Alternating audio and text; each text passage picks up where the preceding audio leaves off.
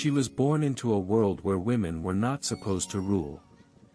She watched her brother murder her son and sterilize her. She watched the Portuguese burn her kingdom and enslave her people. Then she did what no one expected. She became queen. She raised an army. And for 40 years, she made the most powerful empire on earth bleed. Her name was Nzinga Mbandi. She ruled the Ndongo and Matamba kingdoms in what is now Angola. The year was 1624. The Portuguese Empire had arrived with guns, priests, and slave ships. They wanted gold. They wanted land. But most of all, they wanted human beings to work their sugar plantations in Brazil. Nzinga said no. And she spent the rest of her life making sure they never forgot it. The slave trade was not an abstraction. It was a machine. A machine that swallowed villages and spat out bodies. The Portuguese built their empire on African backs. Every plantation in Brazil, every sugar shipment to Lisbon, every coin in a Portuguese merchant's pocket was paid for with African suffering. Nzinga saw it. She understood it. And she refused to accept it. The stakes could not have been higher. This was not a border dispute. This was not a question of tribute or taxation. This was a war for the survival of a people. If the Portuguese won, the kingdom of Ndongo would cease to exist. Its people would be scattered across the ocean, worked to death on foreign shores. Nzinga understood this. And she made sure every soldier who fought for her understood it too. 2 worlds. 2 visions. One empire that saw Africa as a resource to be exploited. One queen who saw her kingdom as a people to be protected. They would spend 40 years locked in a contest of wills, strategy, and bloodshed. Only one of them would emerge victorious. Only one of them had everything to lose.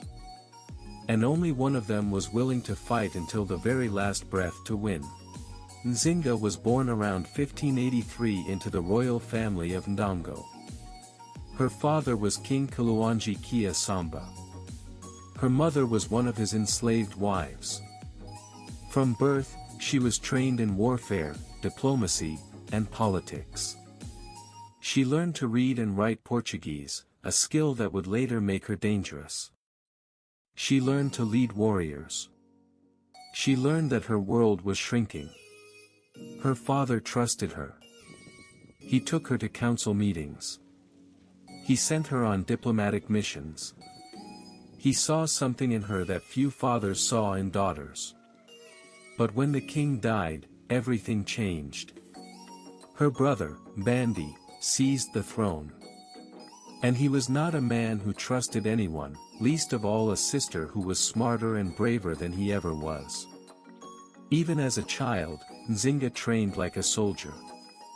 Her father insisted on it. In the world of Ndongo, where Portuguese raids could reach any village at any hour, knowing how to fight was not a luxury. It was survival. Nzinga absorbed every lesson. She learned the spear. She learned the knife. She learned how to move through the jungle without being heard. She was building herself into a weapon before she was old enough to understand why. She saw the slave trade with her own eyes before she ever fought against it. She watched men and women from neighboring villages being marched to the river in chains. She heard children crying for parents who would never come back. She felt the helplessness of watching and not yet having the power to stop it. That helplessness became fuel. She swore she would never be helpless again. Mbandi was a tyrant. He saw conspiracies everywhere. He murdered rival nobles. He sold his own people to the Portuguese for weapons. And then he turned on his family.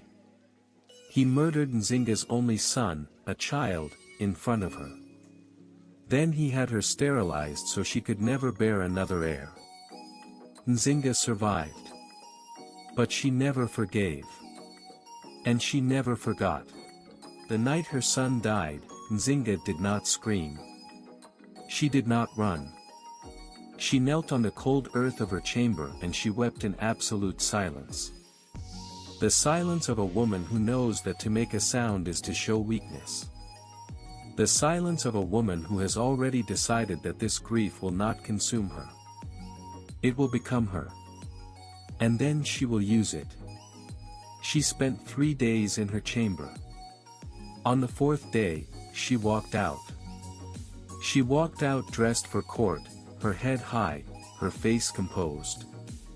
Those who had expected to see a broken woman saw something far more frightening. They saw a woman who had swallowed her grief whole and turned it into iron. The old Nzinga was gone. What remained was a warrior forged in grief. A strategist sharpened by betrayal. Even under her brother's reign, she began to build. In secret, she recruited women who had nothing left to lose. Women whose husbands had been sold into slavery. Women whose children had been taken. Women who had survived and were ready to fight. She trained them in the forest at night. She gave them purpose when they had been given nothing. She was building an army before she had a kingdom to fight for. She ran her own intelligence operation long before she was queen. She paid Portuguese merchants for information. She bribed servants in colonial households. She built a network of informants that stretched from the jungle to the coast. While her brother drank and raged on his throne, Nzinga was learning. Learning the names of every Portuguese commander. Learning the location of every fort. Learning how an empire could be broken. She made a vow on that hilltop. Not to a god. Not to a priest. To herself. She would outlast her brother. She would outlast the Portuguese. She would build something that would endure after she was gone. She did not know then how long the road would be.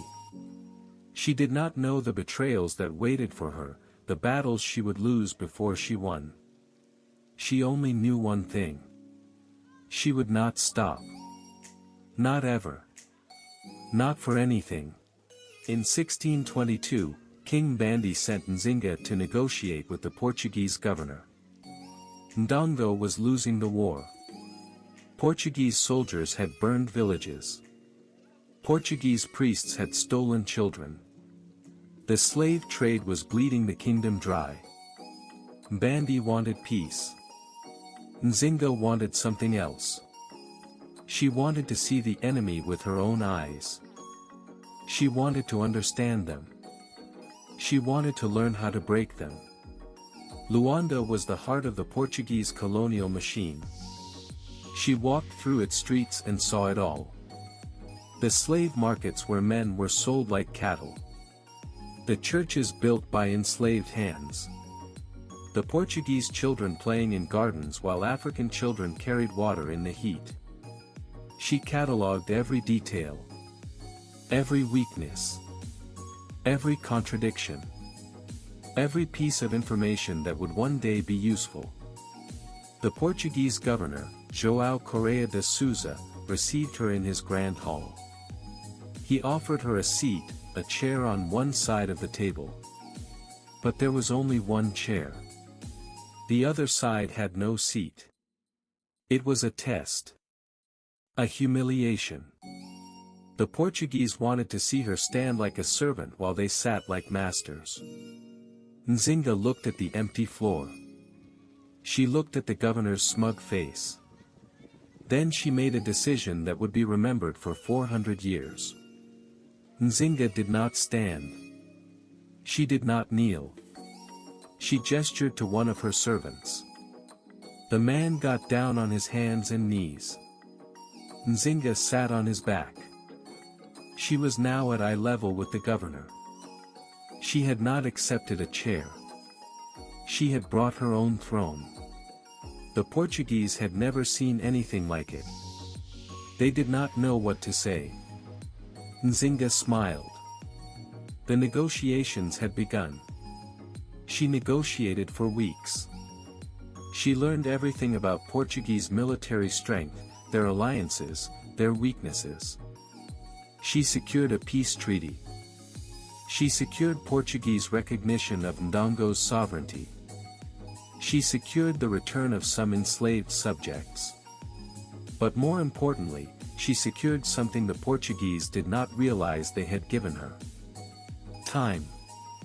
Time to prepare. Time to arm. Time to strike. In 1624, King Mbandi died.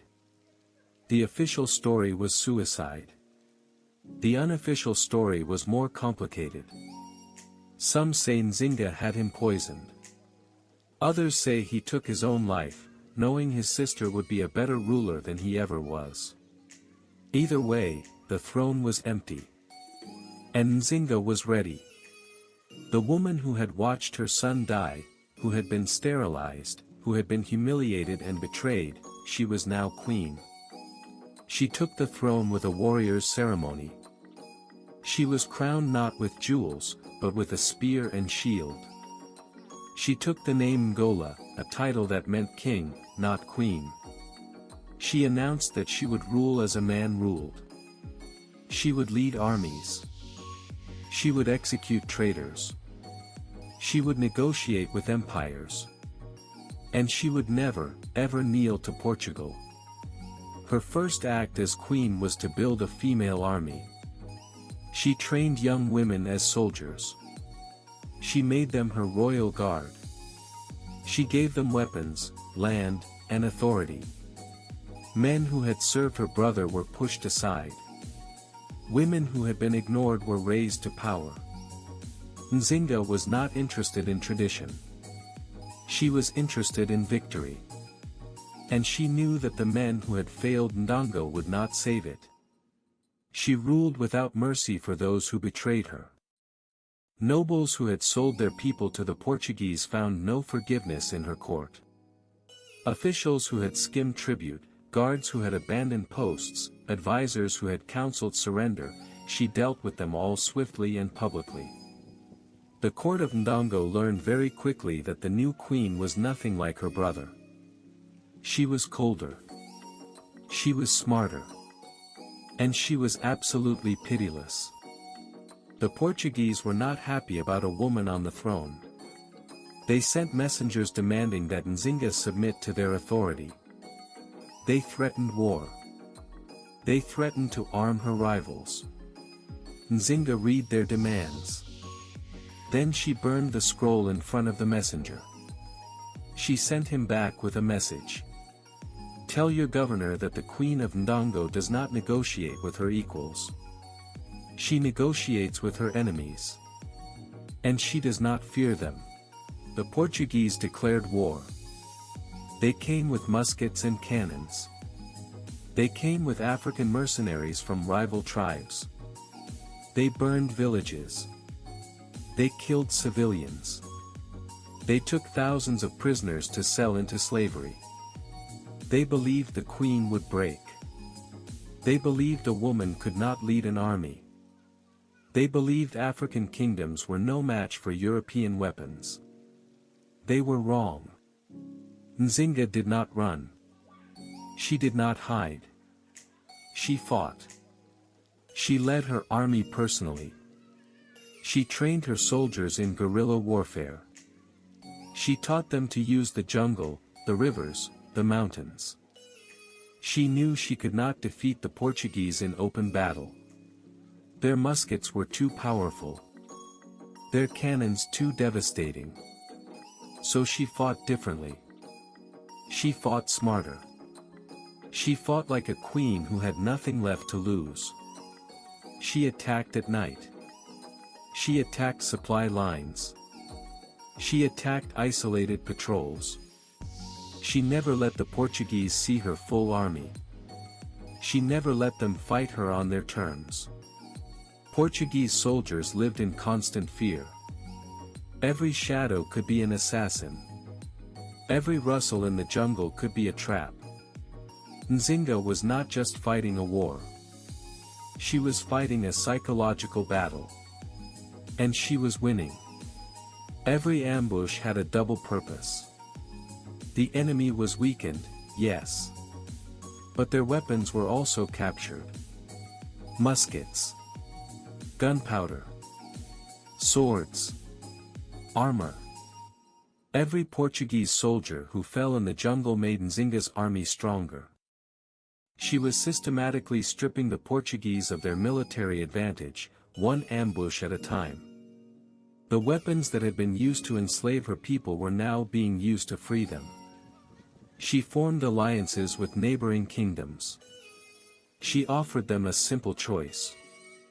Join her against the Portuguese, or fall to the Portuguese alone. Some joined. Some refused. Those who refused learned the hard way that Nzinga did not forgive neutrality. She conquered them. She absorbed their armies. She grew stronger with every battle. The Portuguese pushed hard. They recaptured Ndongo. They installed a puppet king loyal to Lisbon. They believed they had broken her. They were wrong. Nzinga did not break. She retreated. There is a difference. A broken woman stops. A retreating queen rebuilds. Nzinga led her people into the wilderness, and she started again from nothing. She conquered the kingdom of Matamba and made it her new capital. Matamba was deep in the interior, surrounded by mountains and jungle. The Portuguese could not easily reach it. She built fortifications. She built roads. She built markets. She built a functioning state in the wilderness, and she did it in less than 2 years. The Portuguese were still celebrating their victory over Ndongo when Nzinga showed them she had simply moved. She issued a declaration that would change the war. Any enslaved person who escaped and reached Matamba was free. Any soldier who deserted the Portuguese and reached her walls would be given a home. Matamba's gates were open to the desperate and the brave. The Portuguese slave economy depended on people staying in chains.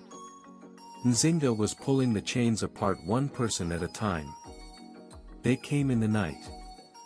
They came alone and in groups. They came starving and scarred and hunted. Former soldiers, captured farmers, women stolen from their villages, men who had survived the Middle Passage and somehow found their way back. They all knew one name.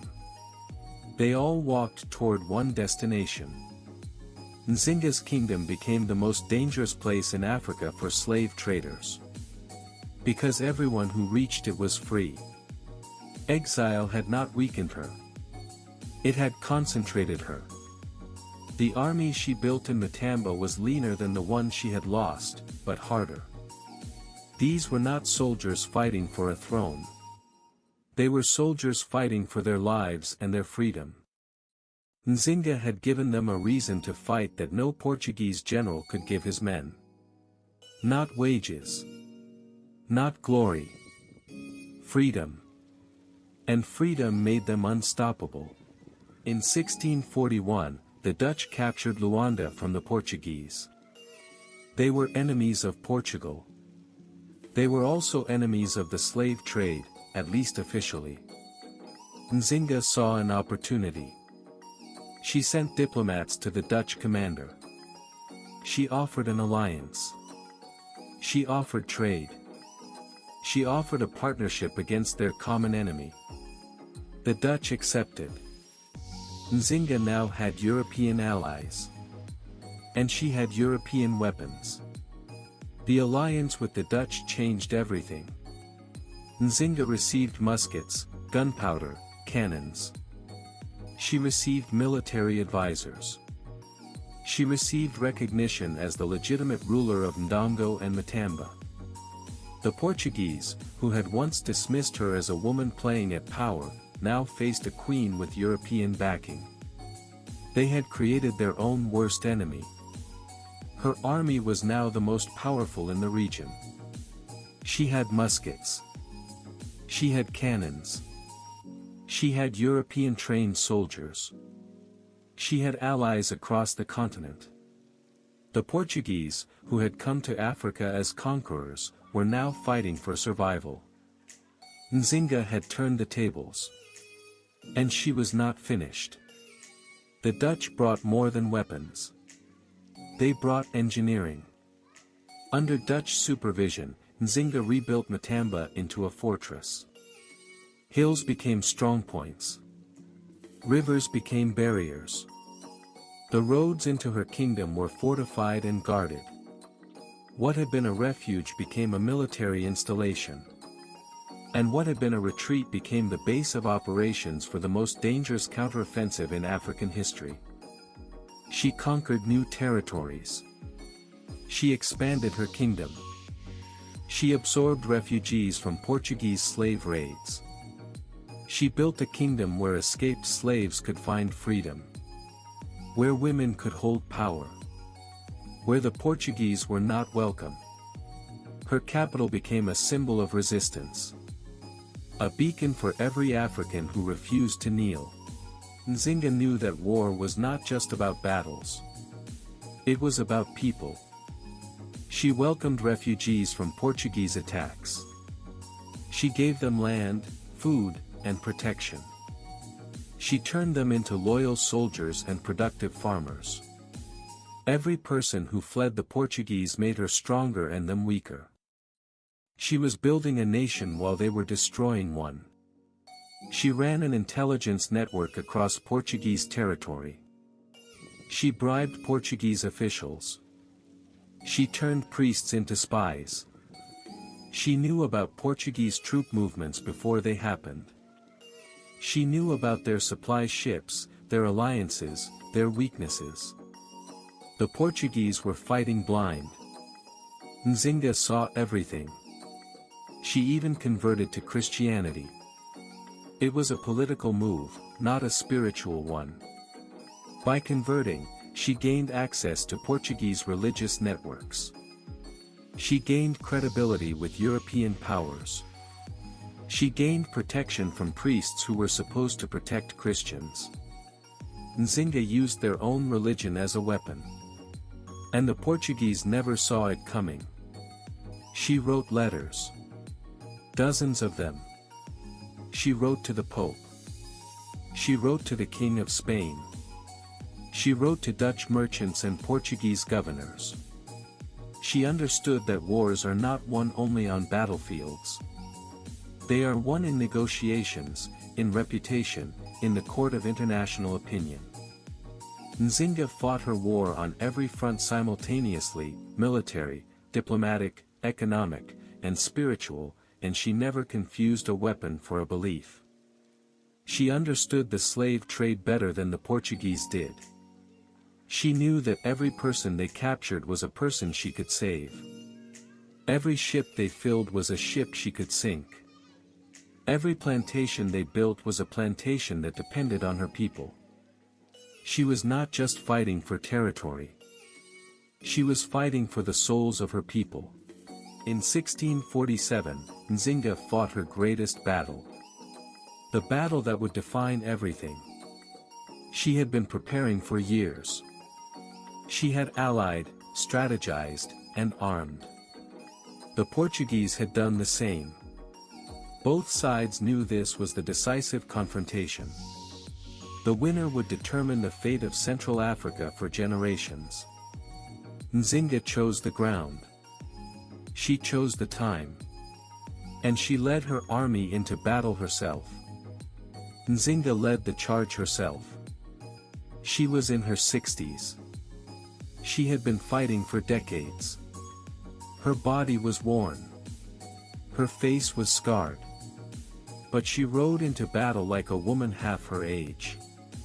Her soldiers saw their queen charging and followed. They broke the Portuguese lines. They drove the colonial army from the field. The battle raged for hours. Portuguese cannon fire shook the earth. Muskets screamed in both directions. Men and women died in the dust and the noise. But Nzinga's army held. Then it advanced. The Portuguese commander ordered his cavalry to break the center. Nzinga's female guard met them head-on. And they did not give an inch. The Portuguese were routed. They abandoned their cannons. They abandoned their wounded. They fled to the coast, seeking refuge behind the walls of Luanda. Nzinga had won. She had defeated the Portuguese Empire. She had saved her people. For a moment, victory was hers. She knelt on the battlefield not in submission, but in acknowledgement. This was what 40 years of preparation had built toward. The children who had died. The son she had lost. The years in exile. The cold negotiations and the night raids and the letters to kings who ignored her. It had all led here. To this field. To this moment. To the retreating backs of the men who had come to enslave her people. The war continued for years after Mbwila. Nzinga fought battle after battle. She negotiated treaty after treaty. She watched allies come and go. She watched the Dutch abandon her for profit. She watched the Portuguese return, again and again. But she never surrendered. She never stopped fighting. She never stopped believing that her people deserved freedom. The Dutch betrayal was the sharpest. She had trusted them. She had armed with them, fought beside them, built her strategy around their partnership. And then the Dutch decided that trade with Portugal was worth more than their alliance with Nzinga. They signed their own peace treaty with Lisbon. They left her alone. Nzinga had spent her whole life being betrayed by those she trusted. She survived this one too. She kept fighting. Alone. Without European allies. With fewer soldiers than she had once commanded. She fought from the mountains and the rivers and the deep jungle. She fought the way she had always fought, smart, patient, relentless. The Portuguese could not catch her. Could not corner her. Every time they thought they had her, she slipped through their fingers and struck them somewhere else. She outlived almost everyone she had begun the war with. Her generals died. Her allies died. The women of her original guard grew old and some of them died in battle beside her. She buried them all. She wept and she kept going. Grief had been her first teacher. By now she was fluent in it. And it never slowed her down. The Portuguese eventually realized they could not defeat her. They could not conquer her kingdom. They could not kill her. They offered peace. They offered recognition. They offered trade. Nzinga accepted, but on her terms. She would not pay tribute. She would not accept Portuguese authority. She would not stop fighting the slave trade. They had come to negotiate with a conqueror. She made sure they never forgot it. The treaty was signed in 1656.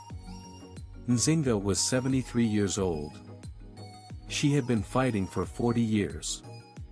She had watched her brother die. She had watched her son die. She had watched her kingdom burn and rise again. She had been exiled and returned. She had been betrayed and rebuilt. And now she sat across a table from the representatives of the empire that had tried to destroy her. And she dictated the terms. When the news reached her people, they wept. Not from sadness. From relief. From exhaustion. From a joy so profound it had no name. They had survived. Their queen had survived. Their kingdom was free. The slave traders were gone. The Portuguese flag flew only on the coast. The rest of the land was theirs. Nzinga walked through the celebrating crowds and allowed herself, for the first time in 40 years, to believe it was over. She spent her final years building schools, building markets, building relationships with neighboring kingdoms. She allowed missionaries into her kingdom, not from faith, but from strategy. They brought literacy and trade connections. She grew her economy. She cultivated the next generation. She sat with the young women of her court and she told them everything she knew. Every strategy. Every lesson. Every hard truth about power and survival. There were evenings in her last years when she sat in her garden and listened to her kingdom live. The sound of children who would not be sold.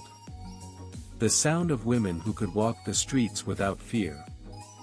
The sound of a free people living free lives. She had bought every one of those sounds with 40 years of her life. She thought it was a good price. Queen Nzinga died in 1663 at the age of 80. She was buried with full honors. Her kingdom survived. Her people remembered. Today, she is a national hero in Angola. Her statue stands in Luanda. Her face is on currency.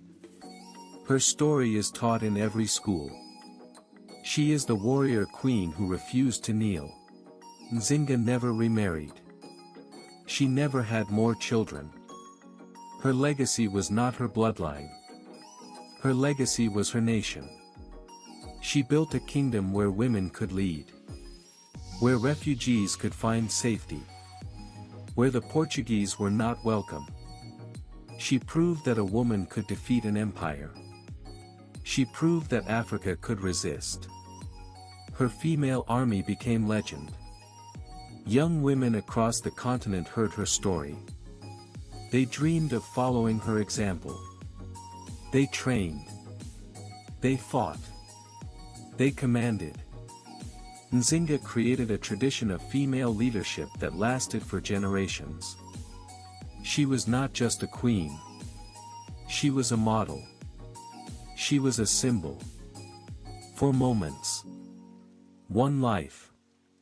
A girl who was trained to survive. A princess who turned humiliation into power. A warrior who charged against an empire. An elder who sat down at a table and won on her own terms. Every phase of her life was defined by the same thing. Refusal. Refusal to accept. Refusal to submit. Refusal to stop. She was the most relentless human being in the room, in every room she ever entered. Today, Nzinga is remembered as one of the greatest military leaders in African history. She is studied in universities. She is celebrated in art and music. She is a hero to women across the world. But the Portuguese never forgot her either. They remembered the queen who sat on a human throne. The queen who defeated their armies. The queen who refused to kneel. She was born a princess. She became a slave to her brother's cruelty. She became a warrior. She became a queen. She became a legend. And when she died, she left behind a kingdom that was free. A people who remembered. A story that would never die. Queen Nzinga. The warrior queen who defied an empire. And won.